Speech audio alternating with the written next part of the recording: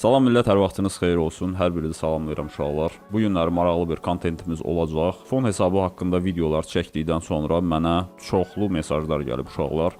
Nəyə görə? Çünki hal-hazırki mövzuda çox aktual olan bir mövzudur fon hesabları.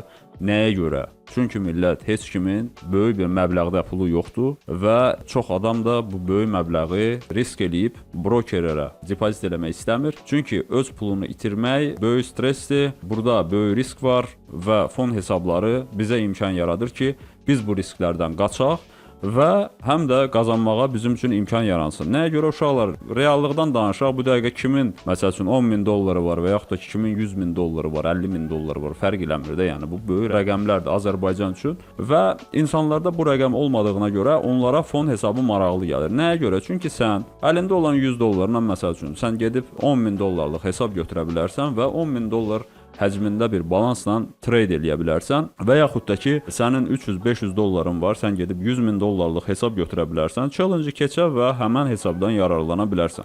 Yəni bu çox optimal bir variantdır. Bu dəqiqə hal-hazırda demək olar ki, brokerlərin belini qıran bir sistemdir, hansı ki fon hesabları. Yəni fon hesabları haqqında videolarımız çoxdur. Buralarda bir yerdə saxlamışam dostum. Əgər bu video sənin qarşına ilk dəfə çıxıbsa, fon hesabları haqqında videom var mənim. Yəni keçid alıb baxa bilərsən və məlumatlana bilərsən. İndi isə keçək, bir neçə dənə vacib suallardan seçmişəm mən. O sualların üzərində sizlərə cavab verməyə çalışacağam. Bildiyim qədərilə uşaqlar, çünki bu mənim şəxsi fikrimdir. Sizin fikirləriniz fərqli ola bilər və hər insanın öz fikri var və hər fikrə də hörmətlə yanaşırıq. İndi bazardır. Necə ki burada qeyri-qərarsızlıq var. Yəni bizim cavablarımızda da hansısa bir səhvlik ola bilər. Səhvimiz olsa düzəldərsiniz, şərh bölməsində yazarsınız. Bu bizim üçün xoş olar. İndi isə keçək biz bir neçə cavabı səsləndirməyə. Əgər sizin də hansısa bir sualınız yaranıbsa, hansısa bir çətinliyiniz varsa, şərh bölməsində yazın. Gələn səfər sizin suallarınızı da seçərik. Ona uyğun da bir kontent çəkərik, yəni video çəkərik. Bu çox gözəl bir mövzudur. Çünki suallara cavab vermək ən gözəl mövzulardan biridir və burada biz çox şeyi sizə göstərə biləcəyik. İndi isə keçək suallara, görək dostlarımız bizə hansı sualları veriblər. Fon hesablarında niyə bəzən 1-2 gün ərzində əməliyyat açmırsan? Fon hesablarında niyə görə 1-2 gün ərzində? 1-2 gün yox uşaqlar. Məndə elə olur ki, 1 həftə, 10 gün, nə bilim 15 gün. Bazarda elə olur ki, konsolidasiya gedir. Bazarda elə olur ki, ümumiyyətlə heç nə görə bilmirsən. Həqiqətən də bu əvvəllər itiran vaxtlarında sizdə də bu dəqiqə o situasiya ola bilər. Çünki bu normaldır uşaqlar. Stop olmaq, pul itirmək, yəni Forex-də bu normaldır. Birinci gəlmisənsə sən həvəsdən düşmə. Bu vaxt alan bir şeydir. Məndə də indi olur. Stop da olur, nə bilim, itki də olur. Yəni bunlar normaldır. Fon hesabını da partladıram. Yəni bu olan şey işin bir prosesidir. Hələ də öyrənməyə çalışıram və ölənə kimi də Allahın bizə verdiyi bir ömür var. Nə qədər sən öyrənsən, sən axıra kimi hər şeyi öyrənib qutara bilməzsən. Ona görə də maksimum çalışırsan, öyrənməyə və səhvlərini düzəltməyə başlayırsan. Bazarda elə momentlər olur ki, uşaqlar, həqiqətən də o bazarda trade eləmək olmur. Bu adətən bir də görürsünüz ki, ayın əvvəli, ayın sonu və yaxud da ki, inflyasiyanın hesablanması, bilməm orada hansılar idi orada? CPI, məsələn, sabah var, hansı xəbər idi o? CPI xəbərləri burada yazıb qoyarsan. Yeni ayın ilk həftəsinin 5-ci günü, bir də ayın sonu. Aha. Ən güclü xəbərlər olur. Hə, belə xəbərlər olur. Yəni o xəbərləri yazılı burada qoyarsan, dostlarımız baxsınlar. Yəni belə xəbərlər olanda mən çalışıram bazara yaxın durmayım, çünki mənasızdır. Necə yəni? Baxın, sizin açdığınız əməliyyat səbəbsiz surətdə stop ola bilir. Yəni burada göstərərsən o şamlardan, yəni necə bir şamlar hərəkətə gəlir. Yəni burada sizin əməliyyatınız səhvdirmi? Yox. Səhv əməliyyat nə vaxt hesablanır? Səhv əməliyyat o vaxt hesablanır ki, məsəl üçün sən əməliyyatı açmısan və əməliyyat açdığın yerdən çox yuxarılara gedibsən, stopunu yuxarı çəkirsən ki, bu qaydacaq, bu işləmir. Sən maksimum nə vaxt stop ola bilərsən? Sən əməliyyatı açmısan, yüngül bir iynə atıblar, səni stop ediblər və gediblər sən dediyin tərəfə. Burada sən özündə qeydlər aparmalısan ki, sənin əməliyyatın düz idi. Sadəcə qazansız çıxmısan, o da nəyə görə?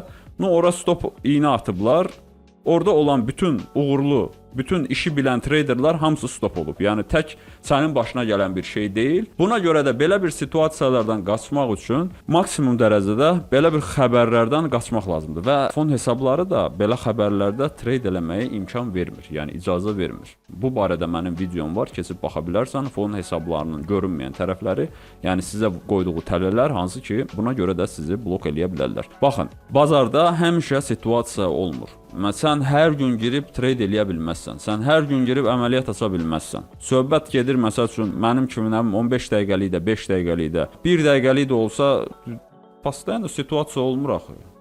Nə olsun ki 1 dəqiqəlikdir. Yəni trend yuxarı gedir, durum yuxarı. Yox, burada vacib məqam tam olaraq girəcəyin nöqtəni düzgün hesablamaqdır və maksimum stopu az eləyib RR-i normal qoymaqdır ki, sən əməliyyata girəndə uğurlu çıxa biləsən. Yoxsa sən çoxlu stop olacaqsan və bu sadəcə səndən energiya aparacaq. Ona görə də maksimum dərəcədə bazarda gözləmək lazımdır. Məsəl üçün hansısa bir setup'ı çəkirsiniz özünüz üçün orada. Aha, mən görürəm bu setup burada baş verməlidir. Bu filan şey burada olmalıdır. Mənim inşallah təlimlərim olacaq, sadəcə bu dəqiqə tam vaxt tapa bilmirəm.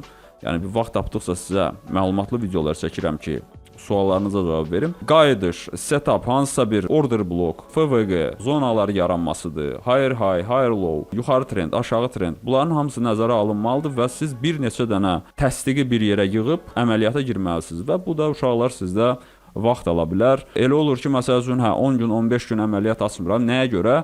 Girib baxıram məsəl üçün. Günlük time frame-də və yaxud da ki, hansısa 4 saatlıq time frame-də, deyə böyük time frame-lərdə və görürəm ki, burada qərarsızlıq var. Məsəl üçün, elə bir şamdır ki, mən bilmirəm, bu yuxarı gedəcək, yoxsa aşağı gedəcək və keçid alıb balaca time frame-lərdə baxanda uşaqlar, mən sizə doğrunu danışıram. Mən sizə burada çəhrayı əçkilər geyindirmək istəmirəm ki, bura bazardır, həvəsdən salmaq deyil. Bu sadəcə sizə verdiyim məlumatdır ki, məlumatlı olasınız. Burada balinalar var, burada akulalar var, yəni dişləyərlər sizi. Ona görə burada səbətdən gilas tökülmür. Burada diqqətli olmaq lazımdır. Ona görə də elə momentlər olur ki, mən gözləməli oluram və əməliyyat aça bilmirəm, yəni açmıram. Riskin 5%-nə necə idarə edirsən? Yəni hər səhv əməliyyat sənin psixologiyanı sarsıdır, yoxsa sən bunu plan kimi qəbul edirsən? Gündəlik limit 5%. Mən 5%-i götürmürəm ümumiyyətlə. Məndə məsəl üçün 1-in 3-ə RR-dirsə, 1-in 2-yə. Ən çoxdur 1-in 2-ləri götürün uşaqlar. 1-in 3 bir də görürsünüz ki, gedib çatmır. Bəli, elə olur ki, uçur gedir, 9 RR də verə bilər. Düzgün danışaq da, belə situasiyalar çox nadir hallarda olur və oturub belə situasiyanı gözləmək iş deyil və bəzən dostlarımız yazır ki, trolling stop elə, uşaqlar, trolling stop hər yerdə eləmək olmur. Trolling stop eləmək üçün gərək elə bir gedişat ola ki, elə bir hərəkət ola ki, sən likvidlik deyilən bir şey yuxarılarda ola ki, sən likvidliyin aşağısında öz trolling stopunu qoyasan. Yoxsa sənin likvidliyin yaxınlardadır və yaxud da ki, likvidlik ata-ata gedilir, sən trolling stopu hara qoyacaqsan? Məsələn, qoysan da səni vurub çıxardacaqlar.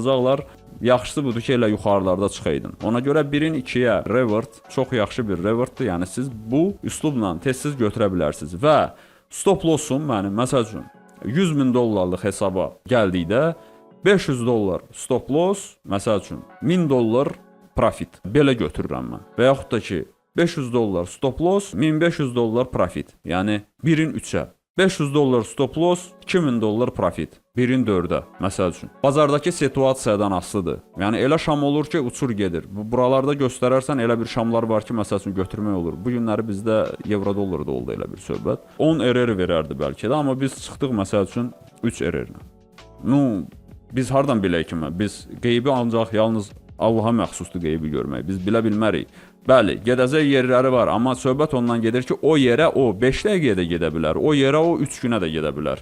3 günə ora gedib sən onu gözləyənə kimi ya sən swing trader olmalısan, fakt nəzərə almalısan ki, mən belə bir trade edirəm, amma sizə məsləhət görmərəm. Çünki belə deyim də sizə, bu dəqiqə bazarda o qədər likvidlik var ki, sessiyaları bildiyin gözləmək lazımdır. Çünki sənin plusda olan əməliyyatın hop dönəcək minusa. Nəyə görə? Çünki məsəl üçün London gəlir Tokyonu maksimum vurmağa. Yəni sən düşün ki, açmısan məsəl üçün əməliyyat qalır bir neçə saatlarla və bu saatların içində sessiyalar dəyişir axı.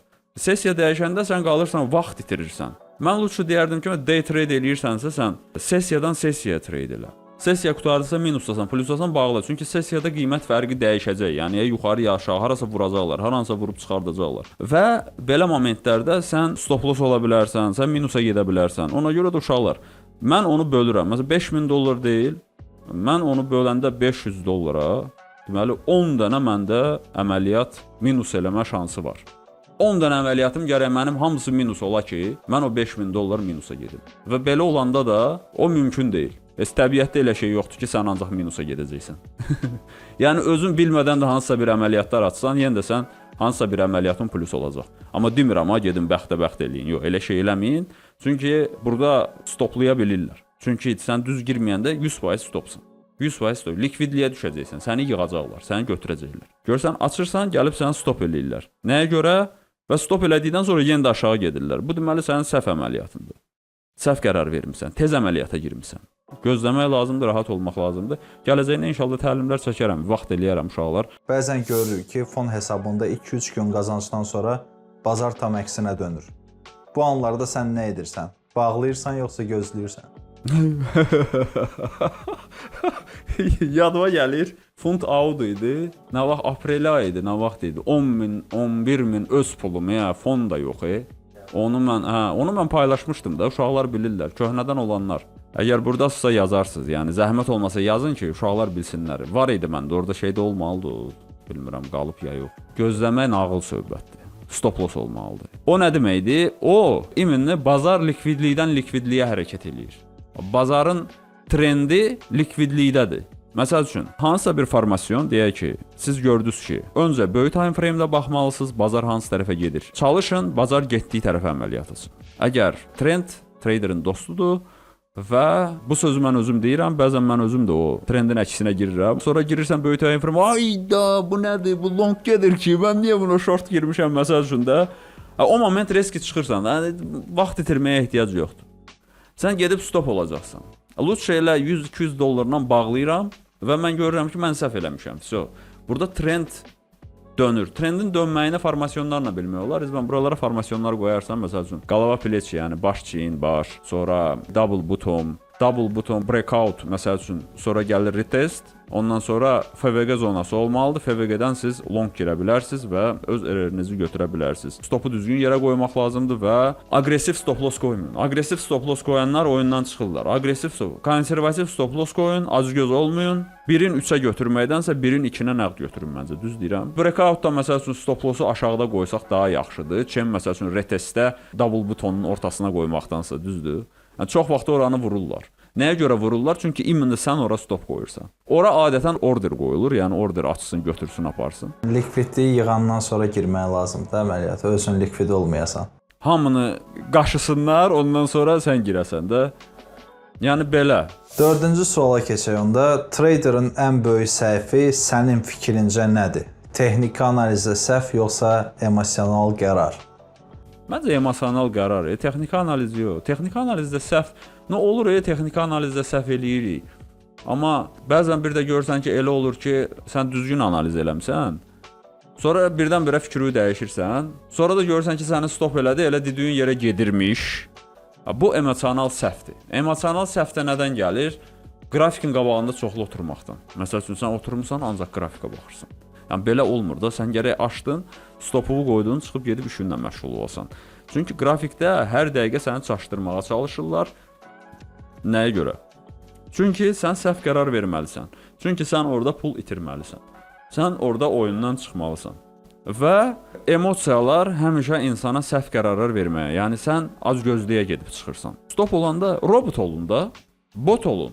Riyaziyyat deyilən bir şey var. Deyək ki, 2-nin 1-ə işləyirsiniz. 2-nin 1-ə revertda neçədən əməliyyatları, neçə faiz bəs? 50%? 55% reverti olsa müsbətə gedir. 1-in 3-ə revert artıq gəlir 40% falana. Yəni, özünüz baxın da uşaqlar. Burada bildiyin riyaziyyat oynayır. Və sən gözdəsən bazarı. Gözləyib həqiqətən də trend dönəndə. Bax, lower low, lower high, higher high, higher low. Bu nə deməkdir? Yuxarı gedən trend, aşağı gedən trend. Trend hər dəfə minimumu yeniləyir. Bu aşağı gedən trenddir. Məsələn, lower low, lower high. Məsəl üçün, minimumu, maksimumu, minimumu, lower low. Bir də ki, higher high. Məsəl üçün, qiymət atdı, qayıtdı. Bir dənə də atanda artıq bu maksimumu keçir. Yəni, sən trendi görməlisən və trendə tərəf hərəkət eləməlisən. Bot olmalısan sən. Necə bot? Yəni, söhbət ondan gedir ki, məsəl üçün, siz bot qoşanda məsləhət deyil, çünki botun emosiyası yoxdur, bot bilmir. Harada FVG var, hardan girmək lazımdır, hardan çıxmaq lazımdır, siz onu bilirsiniz. Sadəcə bot olun nəyə görə deyirəm? Ona görə deyirəm ki, məsəl üçün, stop oldu, okey, keçdin növbəti valyutaya. Stop oldu, okey, keçdin növbəti valyutaya. Stop oldu, okey, keçdin növbəti. Biri stop, biri take, biri stop, biri take. Stop olmayanda çox pisdir. Çünki valla bazar aparanda pis aparır. Bir də görsən ki, bir ayda xeyirdəsən. Deyək ki, $1000 eləmisən 10.000. Çox olub belə bir situasiyalar. Ne tolka məndə. Baxın uşaqlar, mən deyirəm ki, mənə yazan uşaqlar olur. Traderlərdə də uşaqlardır. İndi baxırlar, öyrənirlər, indi münasibət qururuq. Deyir müəllim, 4 aylıq əziyyətim yerə, deyirəm nətər oldu? Deyir, çox yaxşı gedirdi. Filan qədər balansı filan qədər elədim. Sonra hamısını itirdim. Deyirəm ki, gəl mən tapım sən niyə itirmisən? Sən stop loss qoymamışdın. Səni gəlib likvidasiya elədilər. Deyir, bəli, hardan bildiniz? Deyirəm, bunu bilməyə çox şey lazım deyil. Çünki stop loss qoyan adam o elə birdən-birə müflis olmur. Ümumiyyətlə stop loss səni həmişə qoruyacaq. Yəni ola bilər sən müəyyən müddət minusa gedəsən, müəyyən müddət bu biznesdir uşaqlar. Biznesdə həmişə sən yuxarı getmirsən. Bu təbiətin qanunudur, korreksiyalar olur. Stop loss normaldır. Stop loss olmamaq pisdir. Stop lossu niyə qoyursan? Yəni mən bu qədər pulu itirə bilərəm. Aydın oldu mu? Mən bu qədər pulu itirməyə hazıram. Sən o əməliyyatı açanda artıq o əməliyyatı itmiş kimi hesab elə. Həqiqətən də o çox kömək eləyir adama. Yəni əməliyyatı açanda, mən deyirəm ki, $500 yoxdur mənim hesabımda. Belə qəbul eləyirəm. Plus olanda həqiqətən çox sevinirsən ki, uydu $1000 gəldi, amma minusda olanda minusda olanda adam elə bir ki, çox da şey eləmir. Yəni sən ucu qəbul eləmisən deyə. Məsəl üçün 105.000 balansın var, $500, $4500. Elə bil hiss eləyirsən ki, sənin balansında $104.500 pul var. Amma plus gələndə görsən ki, vay, 105.500. Çox belə priyatni gəlir adama. Çünki hazır deyil idin, sən itirməyə hazır idin. Ona görə də məncə emosionaldır.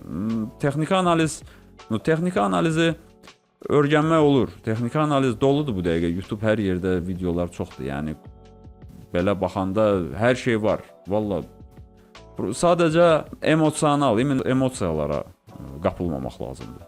Fon hesablarında bəzən limit pozulanda insanlar panikaya düşür. Sən sakit qala bilirsənsə bunun sirri nədir?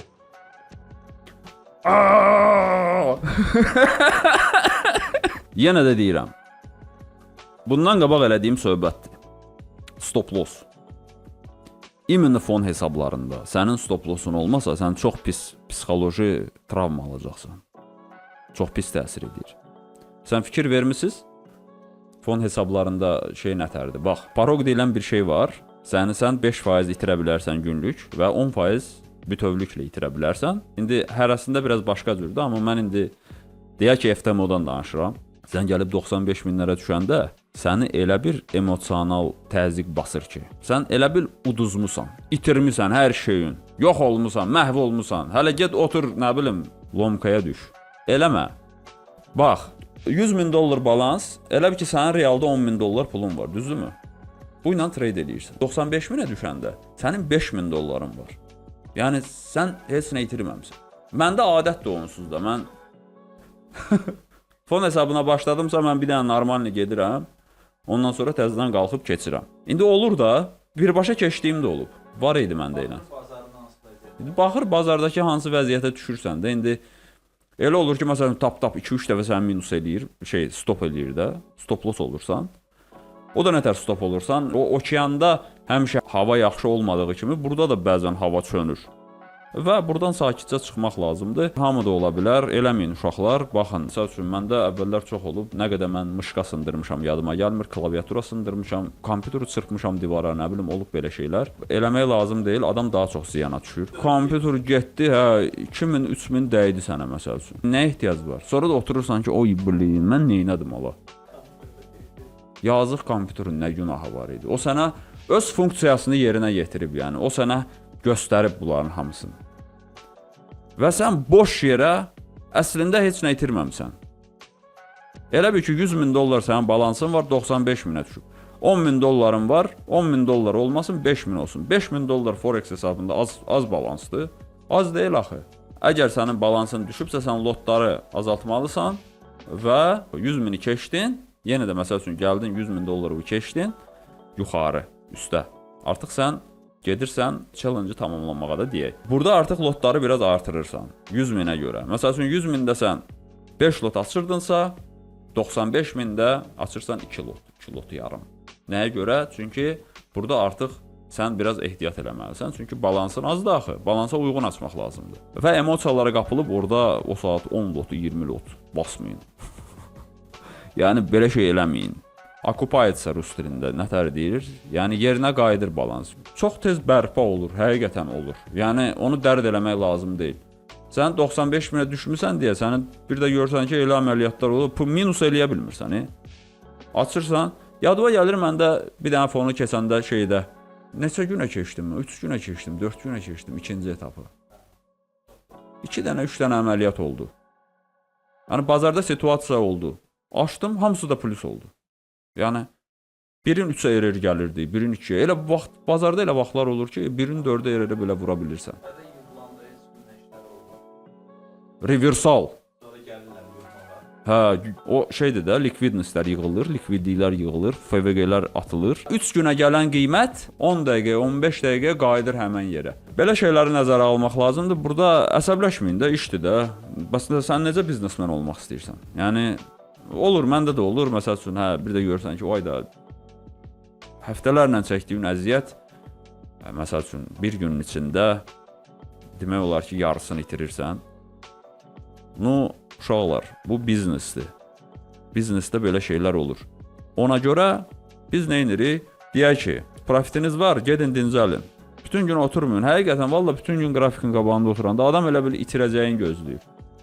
Sən gözləyirsən ki, itirəsən, sonra çıxıb gedəsən. Elə olmaz da, siz götürün, özünüzə bir planka qoyun. Aha, plus oldu, 2 dənə, 3 dənə əməliyyatım var. Bu formasyon çəkildi. Formasyon əmələ gəldi, gəlmədi, stop oldu, qutardı, getdi. Çıxdın, getdin. Emosiyalara qapılmayın. Vurarsınız, sındırarsınız, özünüzə xərər yetirərsiniz. Mən açıq danışıram sizlə bir qardaş kimi. Yəni mən sizə bunun arxa tərəflərini deyirəm. Çünki bu elə bir şeydir ki, burada emosional baskılar olur. O əsas da təzə başlayanda olur o. Səbr eləmək lazımdır. Bir də ki, uşaqlar, bu fon hesabıdır da. Sənin 100 min dolların deyil ki. Onda sənin 100 min dolların olsa nə edərsən sən? Bir vaxtı mən özü 20-30 minimdən trade eləyirdim. Orada emosiya vəbşi başqa cürdür. Bilsən necədir? Sənin bildiyin qardaş öz pulundur da, real puldur. Bir, ikincisi, birdən brokeri verməsə nətər olacaq? Məsəl üçün, əvvəl işlədiyim brokerlər güvənmirdim də. Düzdür, indi işlədiyim broker güvənilirdi, Dubai brokeridir. Yəni, narahat olmuyor. Şeyxlərin pulu var. Yəni, mənim qazandığımı ödəyəcək pulları var. Kimə lazımsa Telegramda saxlamışam. Aşağıda link var, uşaqlar. Instagramda saxlamışam, Telegramda saxlamışam. Hamısı açıqdır. Keçid alın, community'də istiliyi var. Nə bilim, danışırıq, gülürük, nə bilim. Orada şərhlər yazılır. Maraqlıdır. Yəni, keçid alıb izləyə bilərsiniz. Nə sualınız olsa da Instagrama yaza bilərsiniz. Yəni, sizin şərhlərinizi də gözləyirəm. Nəyə görə? Suallar qutardı deyəsən, hə? Şərhlər də yazan uşaqlar. Hansı suallar sizə maraqlıdır? Hansı suallarınız var? Yəni, fon hesabları barəsində. Mən sizə bunlar haqqında danışacağım. Mən özüm də çox vaxt deyil. Yəni, neçə ay olar? 4-5 ay olar biz fon hesabına gəlmişik. Hə, mən özüm də öyrənirəm, girirəm, məsəl üçün görürəm, səhvlər eləyirəm, sizlə paylaşıram. Burada ayıb heç nə yoxdur. Bilməmək ayıb deyil, öyrənməmək ayıbdır uşaqlar. Heç vaxtı bilmədiyiniz şeyi soruşmağa utanmayın, egolu olmayın, rahat olun. Yəni, bilmirsən, öyrənərsən, məsəl üçün. Və yaxud da ki, hansısa şeyi bilirsən, mənə öyrədərsən. Oldu, növbəti videoda görüşərik. Özünüzdən müğayət olun. Hələlik uşaqlar.